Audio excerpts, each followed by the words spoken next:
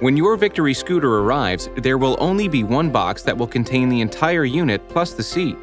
Cut the banding and remove the styrofoam packaging. Be sure to remove the arms from the packaging as well.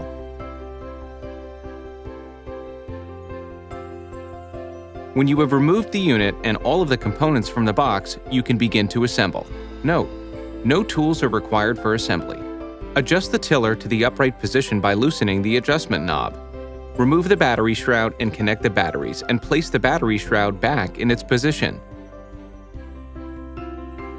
Place the seat on the seat post and make sure it is in locked-in position. Place the armrest in the receiver and line up the holes in order to pull the small detent pin in place, and then tighten the thumb screw knob.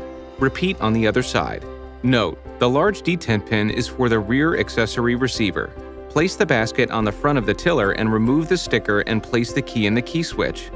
Turn on and test the unit to assure that it works properly, including the front light. Your Victory scooter is now complete. For further assistance, please contact your Pride Mobility representative. And thank you for choosing Pride for all your mobility needs.